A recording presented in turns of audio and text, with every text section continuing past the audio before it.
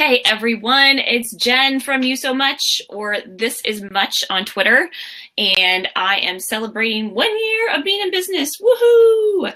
So I'm super excited because I have learned a lot this year, and I think one of the things that I've learned is important to celebrate.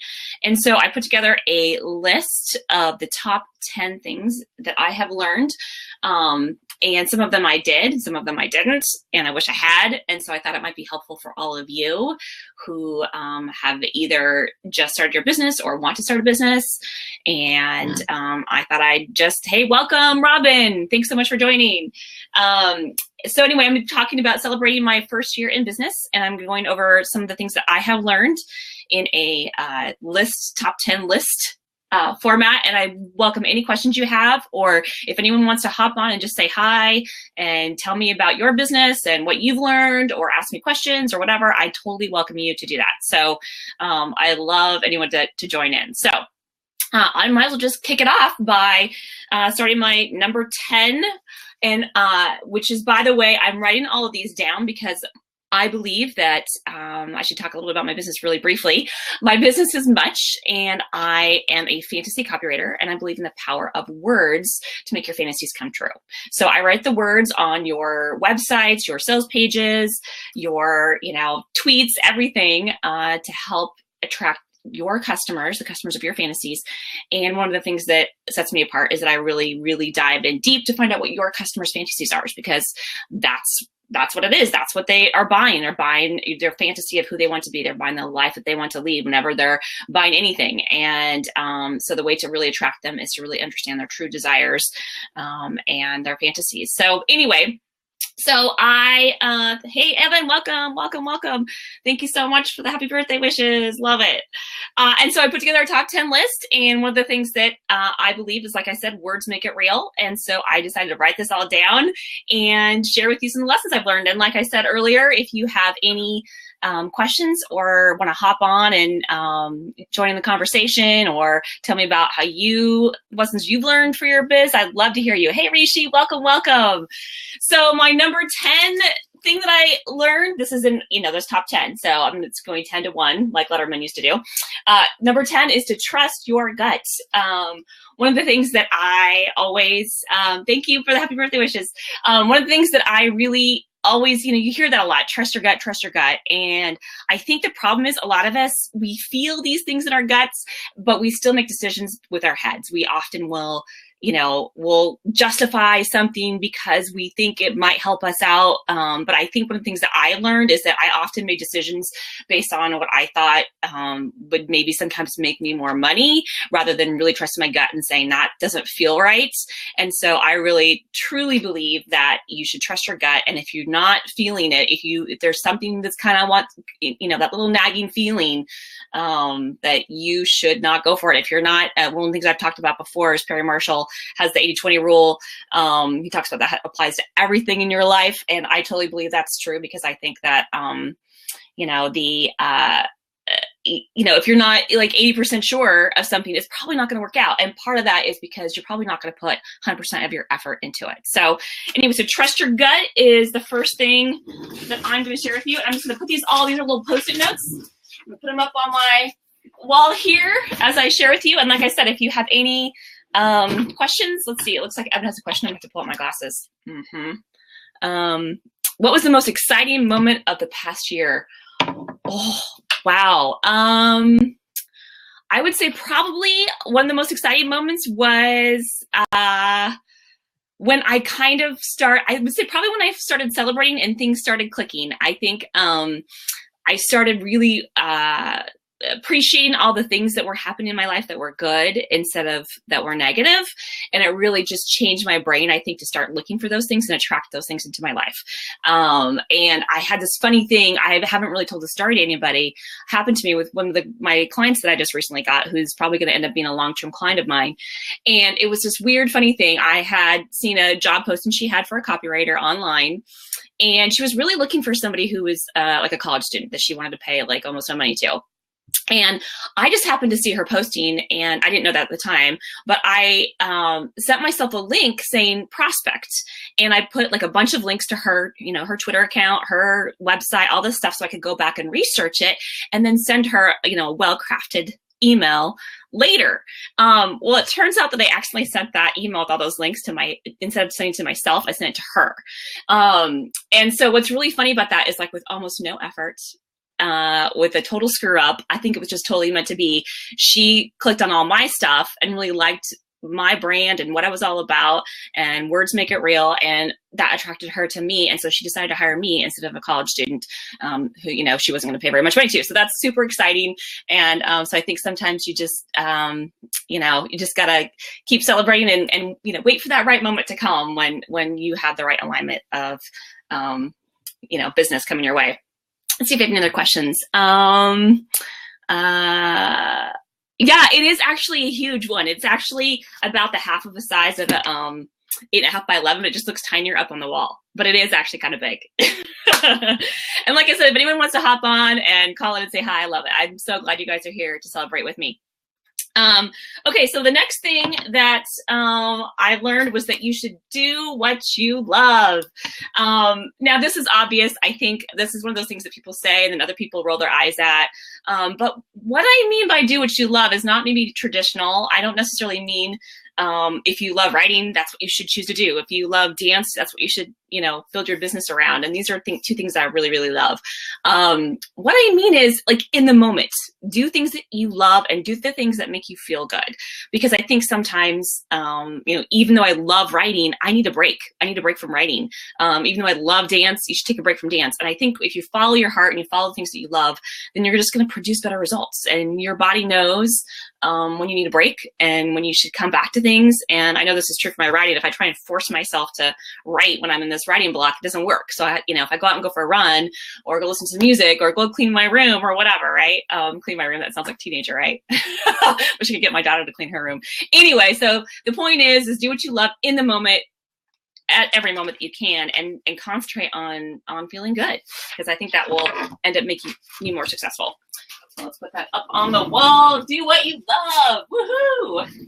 Let's see. I think I have another question come in from maybe Rishi. Let's see. What limiting belief did you have to overcome to start your business? Ooh, I'm still overcoming limited beliefs. Well, that's a tough one, Rishi. Thanks a lot. Totally. Rishi totally goes deep. Let's see. What limiting, I have so many limiting beliefs. I'm trying to overcome them every day. I would probably say the biggest limiting belief I had was that I thought it would take me forever to do things, especially when it comes to writing. You know, I had this thing in my head that it takes me a really long time to write a sales page, for example, that I have to do all the research and I have to do this and then I have to go back and look at notes. And I think sometimes I just trip myself up before. And so I think it's not just with writing. I think this is just a really good example. I think it's just time in general. I think people sometimes have this misunderstanding of time, and you know, it's one of the biggest struggles as an entrepreneur, because we're on our own and we're, you know, trying to juggle so many different things. I never have a day where I wake up and think, you know, I got to figure out what I'm gonna do today. You know, I feel like there's a list of 100 things every single day. So it's a matter of just making your priorities and continue to do what you love. And then, and if you believe that you have the time to get it done, then you're going to get it done. And I definitely have had those moments where I got something done I thought would take me 2 days. I got it done in an hour. And so, you know, I love it when that happens. And so I feel like tapping into that and overcoming that belief has been huge for me. So that's probably the biggest thing. Let's see. Yeah, I agree. It is such it's a worry for all of us entrepreneurs, right? So, all right, let's go on to number 8, which is, I've been talking about this lately too, which is build your list. This is one thing I really wish I had started before I, you know, took the leap and plunged in full time, I really wish I had started my mailing list, not just because I would have people to reach out to and talk to, but also I think it's so important to be in touch with your customers and find out what you can really offer them of value. And sometimes it's totally different than what you think it is. And so unless you're talking to your customers and hearing feedback from them, you don't know. And if you're just kind of talking to a vacuum, if you don't have a list of people, then you're kind of guessing, and you can do research, but I think people resonate with you personally for different things. And so I think if I had built my list earlier, I would maybe get feedback from my customers earlier as the kinds of things and value that I could give better to them. And so that's something I'm still working on now, is building my list. And I wish, I do. This is like a big one. This is a mistake I made, but I learned from it, right? So anyways, that's probably one of the biggest things I wish I had done. And that is going to go up on the wall here. Woohoo! All right. Hopefully that rolling chair isn't making too much noise. Okay, number 7 is to let value flow. And this is, to me, it's a really big one. It's one that I've learned from my mentor, Evan Carmichael, is to provide value. But I think also it's beyond just providing value. It's to, like I said, let it flow, because I think it's so important to not just be giving value, but also accepting value too.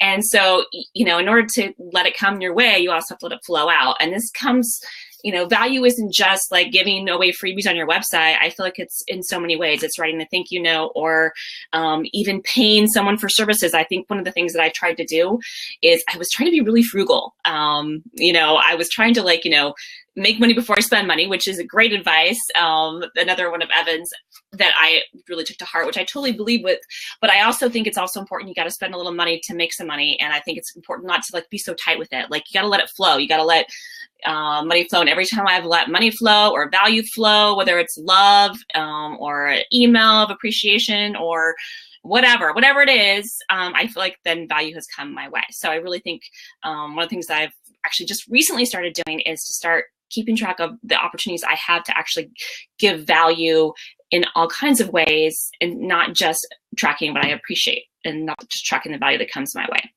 which I've talked about in the past. So anyway, so let the value flow. Let's see, I'm around our room here. I have a window here. All right. Number 6, stand for something you believe in. Believe it's a big one, but I also think it's really important to stand for something, and it helps attract people your way. And so, for example, with that example I gave earlier with my client, because I stood for something, she was attracted to that. And it also attracts the right clients to you when they know what you stand for and what's important to you.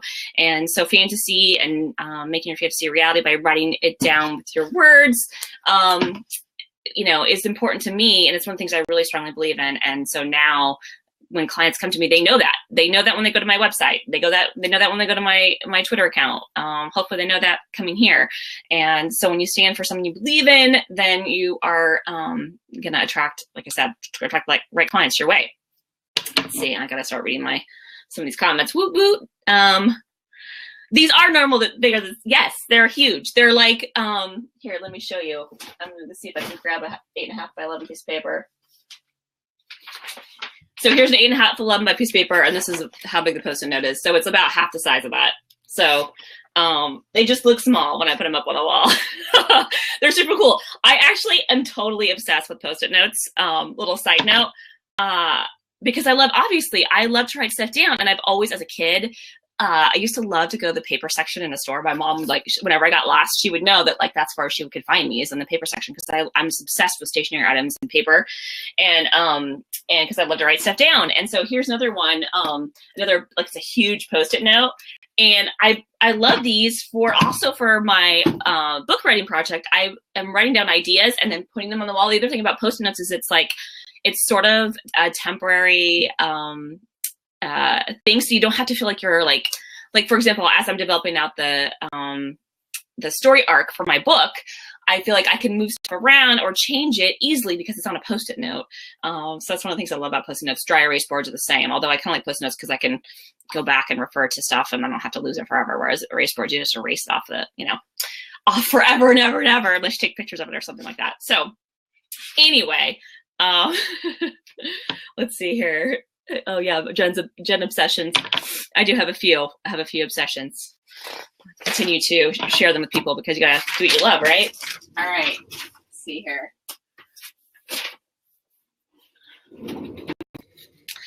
All right. So number 5 is to embrace failure. I know Rishi and I have talked about this in the past.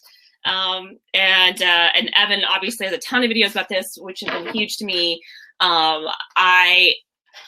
This was really hard for me to really grasp because I really was like, when I started my business, I thought for sure that I would not fail at all. Like I was like, I'm going to get clients easy. I'm going to, it's not going to be any problem at all because I was doing it on the side at first before I did it full time.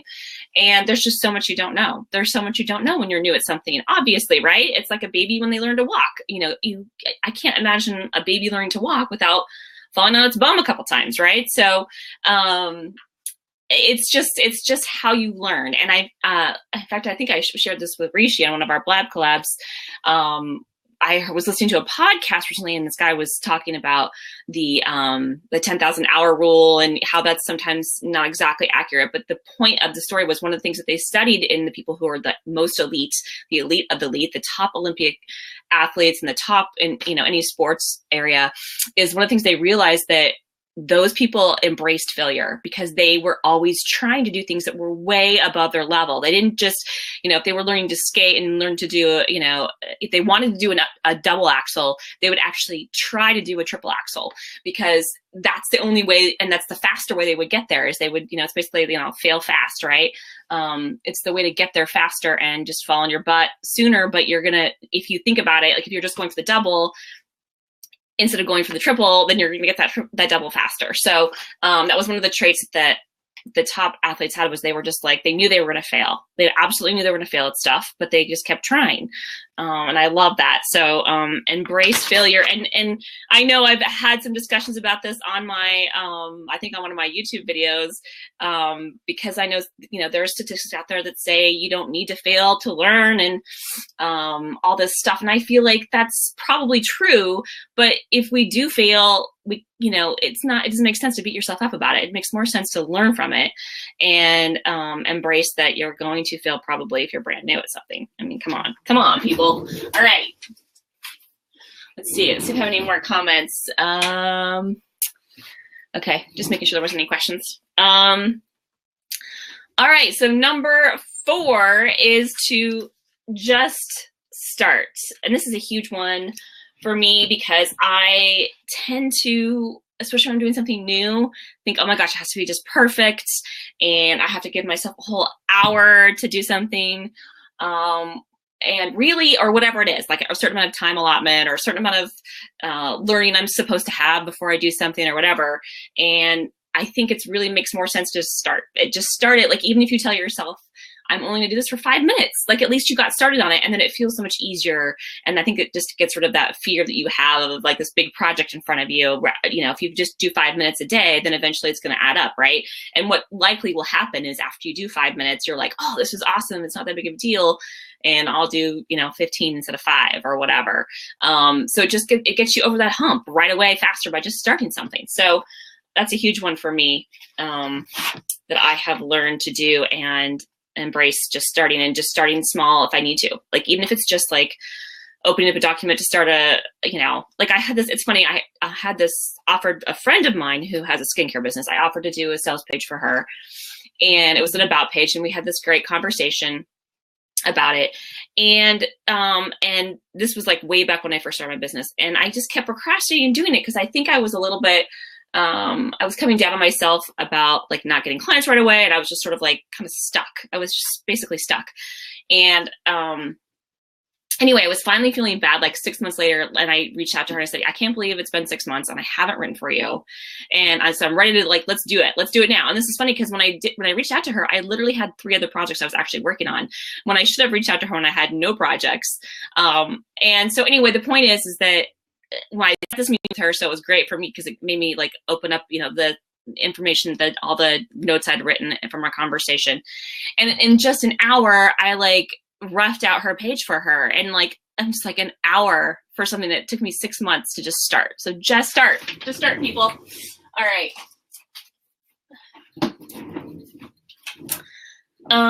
Love your guys' comments, by the way. It's so great. Thanks so much for your encouragement. It feels weird just being here on Blab by myself.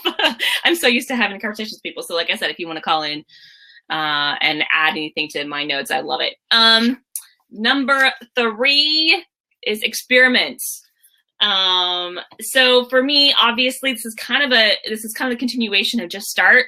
I am one of those people that kind of tends to not make decisions because I'm like, oh, you know, like for example, this is just so silly. I was like, just posted a YouTube video recently, and it took me like an hour to decide like which picture I should use for the thumbnail. I mean, I was like going back and forth, and finally I realized, oh my gosh, Jen, like you're just procrastinating doing this, right?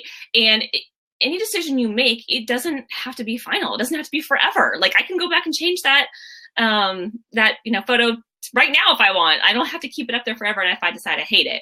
And so I think the thing is you can experiment with stuff, and you can decide to do something and then change your mind literally 5 minutes later. You have to keep to all your stuff unless you're promising something else to somebody else that you really think is important, that you keep your promise. But for the most part, I mean, even those can be, even promises you make to people can be amended and changed because maybe something's changed between the two of you, right?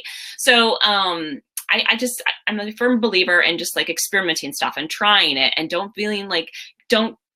let that, fear of it being perfect keep you from just trying something. Try it. If you don't like it, if it doesn't work out, then who cares? You can go on and do something different. So, all right, experiment. We're getting down to the last 2, people. Yeah, I know you're a good experimenter too. Both of you two are. I love it.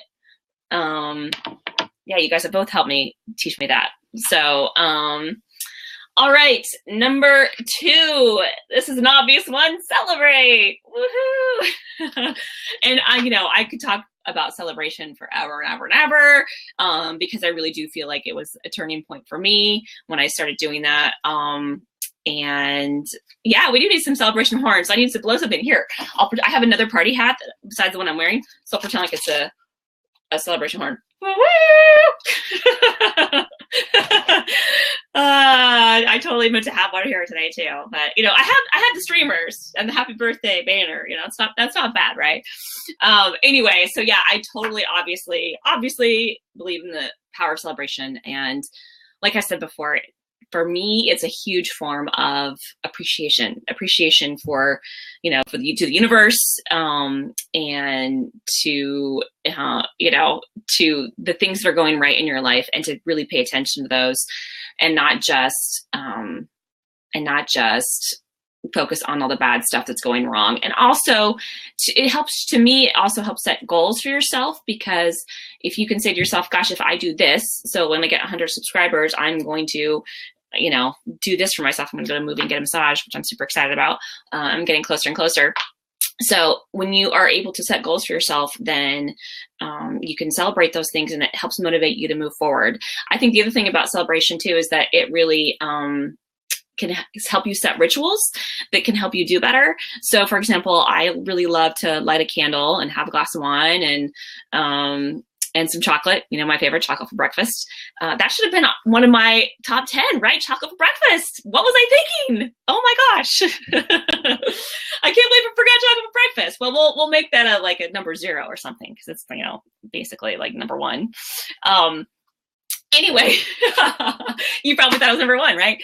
So yeah, so anyway, so having rituals like that, I think, to me, also help trigger, like whenever you're going to go do something, I think it helps me, prepare my brain, like, okay, I'm going to be writing now. And so lighting a candle and having a little chocolate wine is kind of a fun way to celebrate and do better with my writing. So, woohoo! All right, we'll say number 1.5 is, here, I'm going to actually add that. I'm going to add this as we're talking. All right, you guys waiting for number 1.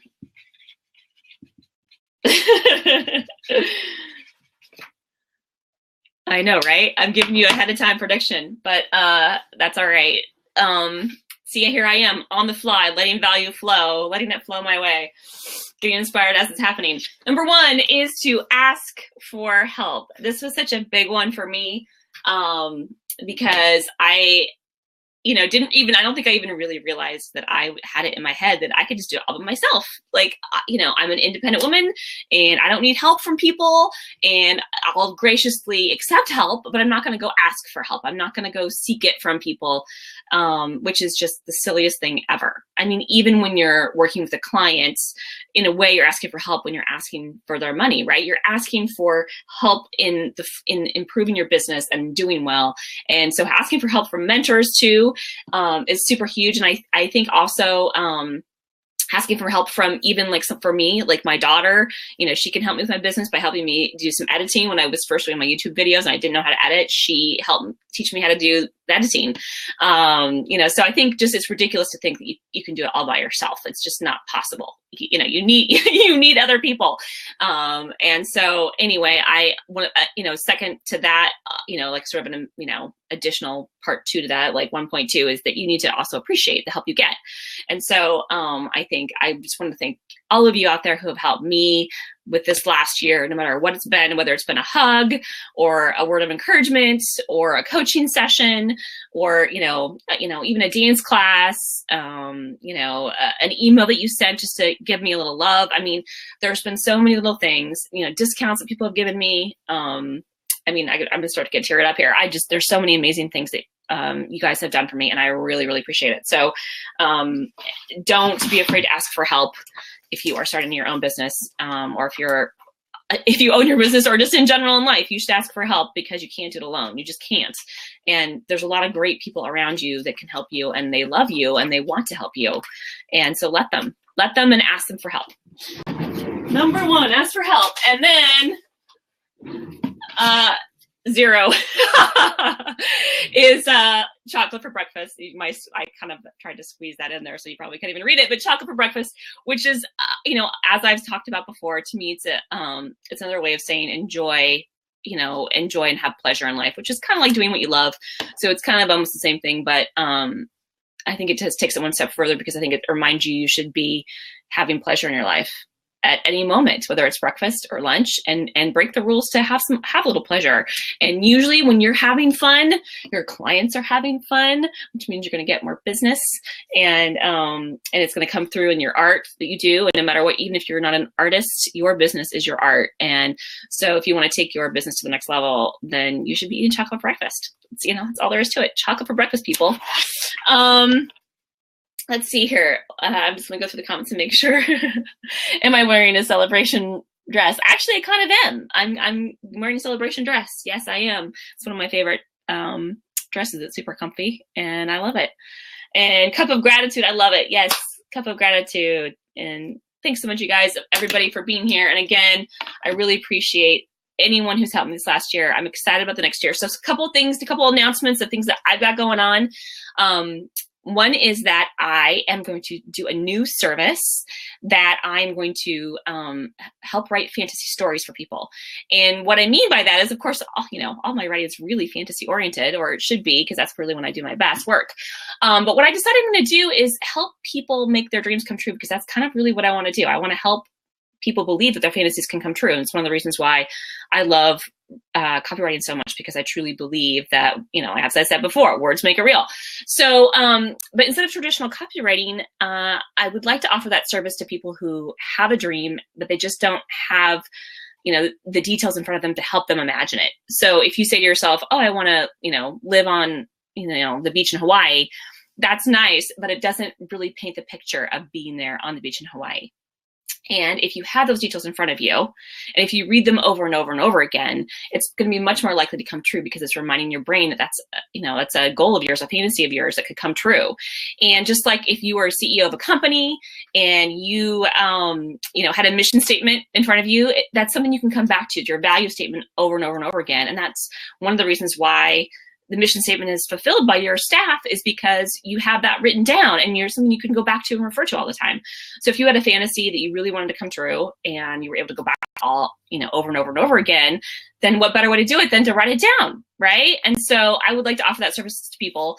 And I've actually had a few people, random people I don't even know, say to me that they would love that from me. And I've sort of like gone like, okay, that's nice, but haven't really responded to it. But now I'm starting to think, well, gosh, I've heard enough from enough people now that I'm going to start off by offering it to 10 people for free. I don't have the page up yet for people to enter, but I'm going to offer it to people and let people know that they can apply to that. And I'm going to give it for 10 people for free, so I can give examples of what it is on my website. And it's just a great way to celebrate my first year as a gift to you all. So if it's something you're interested in, I will be posting it. Again, just follow me on Twitter at This Is Much. The second thing I'm going to do is I'm going to start a poetry project, and it's going to be fantasy poetry, just like it sounds. It is going to be fantasy, and I'm super excited about it because I love writing poems. It's something I do on the side on my own, and so I'm going to start doing that on the side, and it's totally different. Obviously, it's more of an artistic adventure than my typical copywriting business, but I'm really excited about it. It's going to be really cool. And then the third thing I'm going to do is I'm going to, and I've talked about this before, so it's no surprise for if you've watched any of my YouTube videos, but I'm really excited about offering a free celebration course. So I'm going to be creating a video course on how to celebrate your business. And any of you business owners out there, I would love it if it helped you the way it's helped me. And so it's something that hopefully I can give back a value to show my appreciation and celebrate my first year of business. So yay, those are 3 new things I've got going on, and I'm super excited about it. And feel free to reach out to me on Twitter or YouTube or anywhere if you are interested. I will repost this video in YouTube. And so I'll, in the link down below, I'll list all my contact information, and you can just follow me if you're interested in any of these things or reach out to me. And I'd love to hear from you.